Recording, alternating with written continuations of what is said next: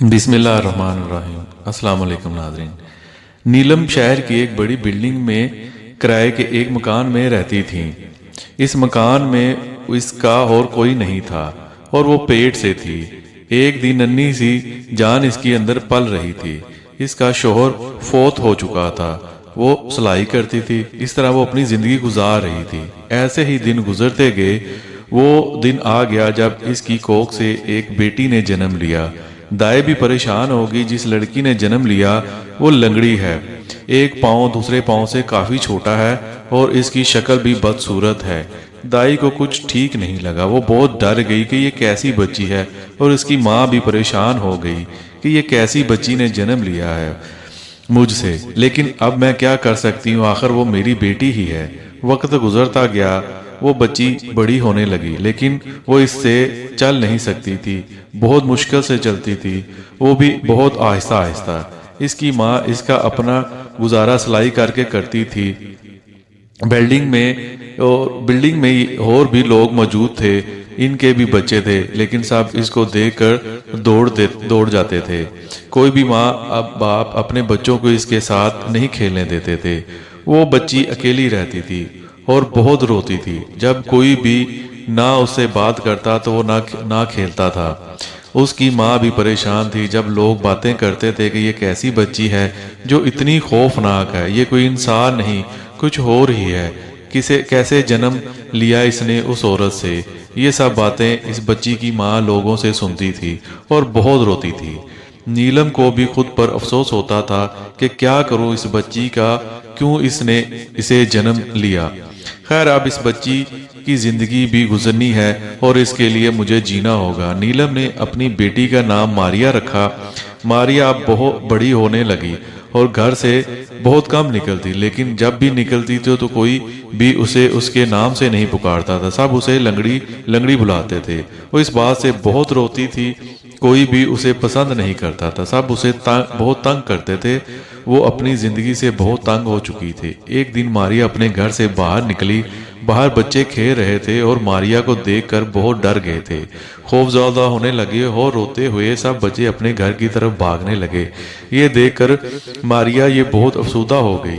जब बच्चे घरों को रोते हुए गए तो घर वाले और भी परेशान हो गए और समझ गए कि ये ज़रूर इस लंगड़ी लड़की से डर रहे हैं। तमाम बिल्डिंग वाले इकट्ठे हुए और सब नीलम के घर पहुंच गए। बिल्डिंग वालों ने नीलम से कहा, या तो तुम दोनों बिल्डिंग छोड़ दो या फिर लंगड़ी बेटी को सिर्फ घर में बंद करके रखा करो। और हमारे बच्चे इससे डरते हैं और बहुत रोते हैं, खेलने के लिए बाहर भी नहीं निकलते। इसने सबको परेशान किया हुआ है। नीलम ने कहा, ये मेरी बेटी है, इसका घर में मन नहीं लगता, ये भी इंसान है, कैसे रोक लूँ इसको। मैं भी माँ हूँ, मैं भी इसे खुश देखना चाहती हूँ। क्यों आप लोग मेरी बेटी से डरते हो? ये भी हम सब की तरह एक इंसान ही है। बिल्डिंग वाले कहने लगे, ये इंसान है लेकिन हम जैसी नहीं है। ये बहुत खौफनाक है। इसकी शक्ल और उसके पाँव से सब डरते हैं। आप इसको घर में ही रखा करो। अगर आज के बाद ये बाहर निकली तो हम आपको इस बिल्डिंग से निकाल देंगे। मारिया कमरे में ये सब बातें सुन रही थी और बहुत रो रही थी। नीलम मारिया के पास गई और उसको समझाया, लेकिन मारिया रोते ही जा रही थी, बहुत मायूस हो चुकी थी। कोई भी इससे ना बात करता, ना इसकी तरफ देखता और ना ही इससे कोई मोहब्बत करता है। इन सब चीज़ों से मारिया थक चुकी थी। मारिया को अब अपनी ज़िंदगी से बिल्कुल भी प्यार ना था। आज उसने सोच लिया था, बस बहुत हो गया, मुझे अब हो नहीं जीना। इस दुनिया से दूर चले जाना है, सबसे दूर चले जाना है। कोई मेरा नहीं है। इस दुख के साथ मैं और नहीं जी सकती। मारिया ने खुदकुशी का सोच लिया था। मारिया ने रात का इंतज़ार किया, तब तक नीलम सो चुकी थी और बिल्डिंग की बाकी लोग भी सो चुके थे। बिल्डिंग बहुत सुनसान हो गई थी। मारिया ये बिल्डिंग से बाहर निकल गई। बिल्डिंग से कुछ ही दूर एक सुनसान खंडर था जिसके अंदर एक कुआं था। मारिया ने कुआं में छलांग लगाने से पहले कुएं को डांप लिया। कुएं के अंदर सीढ़ियां भी लगी हुई थी। पुराने वक्तों का ये कुआं था। एक बड़े से लकड़ी के गोल दरवाजे से कुएं को डांपा था ताकि किसी को मेरी लाश भी ना मिले। फिर अंदर सीढ़ियों से कुएं में छलांग लगा दी और मर गई। मारिया की माँ अगली सुबह उठी तो इसे मारिया कहीं नजर ना आई।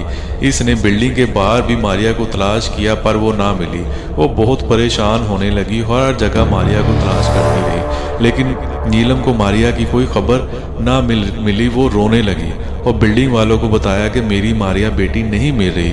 कुछ लोग तो तलाश के लिए लेकिन मारिया की किसी को खबर ना मिली। काफ़ी दिन तलाश करने के बाद जब मारिया ना मिली तो नीलम हिम्मत हार बैठी और बीमार हो गई, और इसी बीमारी में नीलम भी इस दुनिया से रुखसत हो गई। बिल्डिंग के लोगों को ज़्यादा दुख नहीं हुआ, ज़्यादा लोग तो खुश हो रहे थे, चलो जान छूटी माँ बेटी से। इन दोनों से पूरी बिल्डिंग तंग थी, किसी को भी सुकून ना था। अब हमारे बच्चे भी सुकून से बाहर खेल कूद सकेंगे। काफ़ी अरसा ऐसे ही गुजर गया। फिर एक दिन कुछ नौजवान तालिब इल्म इस बिल्डिंग में रहने के लिए आए, जिनमें अरम, परी, सराज, अली और मनान थे।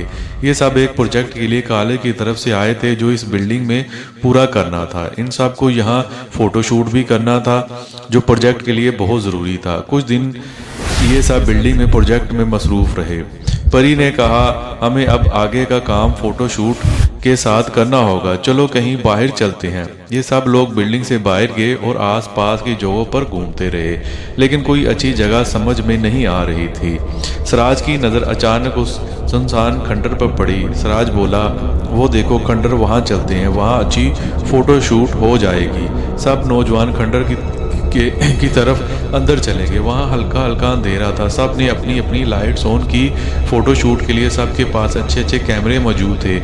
कुछ देर फ़ोटोशूट करते रहे। अली की नज़र कुएं की तरफ पड़ी और वो अकेला इसकी तरफ चला गया। बाकी सब फ़ोटोशूट में मसरूफ़ थे। अली ने कुएं देखा, ये कुआं ढांपा क्यों रखा है। इसी तरह अली ने लकड़ी की एक गोल दरवाजे को जोर लगा के साइड पे किया और अंदर कुएं में लाइट से रोशनी की तो अचानक पानी उबलने लगा।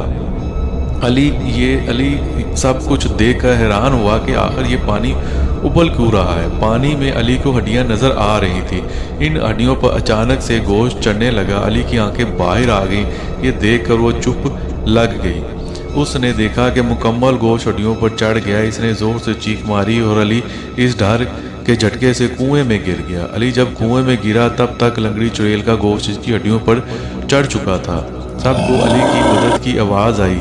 अली मदद के लिए पुकार रहा था। सब कुएं की तरफ भागे तो देखा अली पानी में डूब रहा है और एक खौफनाक चुड़ैल भी कुएं में मौजूद थी। चुड़ैल ने वहीं अली को पकड़ा और इसकी गर्दन में अपने लंबे खौफनाक दांत गाड़ दिए। अली की गर्दन से खून जारी हो गया। अली मर रहा था, लेकिन अब कोई कुछ नहीं कर सकता था। ऊपर से ये बाकी सब ये मंजर देख रहे थे और अली को पुकार रहे थे। सब सदमे में चले गए। अचानक से ये सब कैसे हो गया। अली अब मर चुका था। लंगड़ी चुड़ैल ने एक नज़र इन सब को देखा और सीढ़ियों के जरिए ऊपर की तरफ चढ़ने लगी। वो सब खंडर से बाहर की तरफ भागे और बिल्डिंग में जाकर सांस ली। वहाँ सब बैठकर रोने लगे, सदमे में थे। ये सब क्या हो गया, हमारा दोस्त हमसे दूर चला गया। अचानक वो चुड़ैल कहाँ से कैसे आ गई और वो कुएं में क्या कर रही थी। सराज कहने लगा, हमें यहाँ से वापस चले जाना चाहिए, वरना बहुत कुछ हो सकता है। रात बहुत हो गई है, अब हमें सोना चाहिए। सब अपने अपने रूम में चले गए। कोई भी इस सदमे में सो नहीं पा रहा था। अरम और परी अपने कमरे में थे। मनान बाहर था, परेशान था, इस बारे में सोच रहा था। सराज अपने कमरे में बैठा था और अपने लैपटॉप ओपन किया हुआ था, प्रोजेक्ट वो दे रहा था। अचानक सब कुछ लैपटॉप से गायब हो गया और वो कुआं सामने आ गया और इससे चुड़ैल बाहर निकल रही थी और वो लैपटॉप की तरफ आ रही थी। सराज परेशान हो गया, ये क्या हो रहा है और ये चुड़ैल कैसे इधर आ रही है। ये देखते देखते वो लंगड़ी चुड़ैल लैपटॉप की स्क्रीन से बाहर निकलकर कमरे में दाखिल हो गई। सराज दरवाजे की तरफ भागा। लंगड़ी चुड़ैल ने अपना हाथ लंबा किया और सराज को पीछे गर्दन से पकड़कर अपनी तरफ खींचा और सराज के पाँव को पकड़कर तोड़ दिया। सराज की आवाज़ भी नहीं निकल रही थी। वो जिंदा लाश बन चुका था। पुकारना चाह रहा था, लेकिन किसी को कुछ खबर नहीं हो रही थी। लंगड़ी चुड़ैल ने अपने दोनों हाथों से सराज के मुंह को इतनी जोर से दबाया कि सराज का पूरा मुंह वहीं फीस गया और सराज वहीं मर गया। इसके कमरे में अब सिर्फ सराज की लाश मौजूद थी। जब मनान सोने के लिए कमरे में वापस गया तो देखा सराज की लाश ज़मीन पर पड़ी है और सराज का सर मुकम्मल कुचला हुआ है। मनान ने चीख मारी। इसके दो बेहतरीन दोस्त मर चुके थे। मनान ने रोने लगा। चीख सुनकर इरम और परी भी कमरे में आ गईं। इरम और परी की भी चीखें निकलने लगी। सिराज को इस हाल में देखकर काफ़ी देर तक तीनों दोस्त रोते रहे। इन्हें कुछ भी समझ नहीं आ रहा था अब क्या किया जाए। इरम और परी कहने लगी हमें कल ही यहीं से निकल जाना चाहिए। मनान बोला नहीं, ये लंगड़ी चुड़ैल अब हमें नहीं छोड़ेगी। हम चाहे कहीं भी चले जाएं, ये वहाँ पहुँच जाएगी। इसको हमने ही वापस जिंदा किया है और अब हम ही इसी को वापस मुर्दा करेंगे। इरम बोली तो हम क्या करें। अब मनान कहने लगा कल का इंतज़ार करते हैं, हम वापस इसी खंडर में जाएंगे और लंगड़ी चुड़ैल को वहीं ख़त्म कर देंगे। यही आखिरी हल है। अगली सुबह तीनों दोस्त खंडर में पहुंचे और लंगड़ी चुड़ैल को तलाश करने लगे, लेकिन वो चुड़ैल कहीं नजर नहीं आ रही थी। परी ने आवाज़ लगाई लंगड़ी चुड़ैल आ जाओ। तभी लंगड़ी चुड़ैल इसकी तरफ से परी की तरफ बढ़ने लगी। परी बहुत डर गई। मनान और इरम दूसरी तरफ थे। परी भागने लगी तो लंगड़ी चुड़ैल ने अपना लंबा हाथ किया और परी का एक पाँव पकड़ लिया और अपनी तरफ खींचने लगी। परी रोने लगी, मुझे छोड़ दो। लंगड़ी चुड़ैल परी के पास आई और परी की आंखें फोड़ दी। परी अंधी हो गई। लंगड़ी चुड़ैल ने परी की गर्दन अपने लंबे दांतों से काटा। वहीं पर परी की गर्दन से खून जारी हो गया। परी वहीं मर गई। मनान और इरम भी वहां पहुंच गए थे। तब तक परी मर चुकी थी। लंगड़ी चुड़ैल भी वहां से गायब हो चुकी थी। मनान ने बहुत गुस्सा आया। इसके 3 दोस्त मारे जा चुके थे। मनान ने इरम से कहा अब इस चुड़ैल को मारने का एक ही तरीका है, इसको वापस कुएं में डाला जाए। इरम तुम इसकी तरफ छुप जाओ, लंगड़ी चुड़ैल को बुलाता हूँ। इरम एक तरफ छुप गई। मनान ने आवाज़ लगाई लंगड़ी चुड़ैल आ जाओ। तभी लंगड़ी चुड़ैल आ गई और मनान की तरफ बढ़ने लगी और मनान कुएं की तरफ बढ़ने लगा। मनान ने कुएं में छलांग लगा दी। लंगड़ी चुड़ैल ने भी मनान के पीछे कुएं में छलांग लगा दी और जैसे ही लंगड़ी चुड़ैल पानी में गिरी तो वो तड़पने लगी। पानी उबलने लगा वापस और लंगड़ी चुड़ैल चीखने लगी। मनान जल्दी से सीढ़ियों से ऊपर कुएं की तरफ चढ़ने लगा। लंगड़ी चुड़ैल भी सीढ़ियों पर चढ़ने की कोशिश करने लगी। के पास इरम भी आ चुकी थी। इरम ने मुनाफ का हाथ पकड़ा और नीचे से चुड़ैल ने मनान का एक पाँव पकड़ लिया। ऊपर से इरम ने जोर लगा रही थी मनान के हाथ को पकड़कर और नीचे से चुड़ैल मनान को खींच रही थी। मनान ने दूसरा पाँव चुड़ैल के मुंह पर मारा।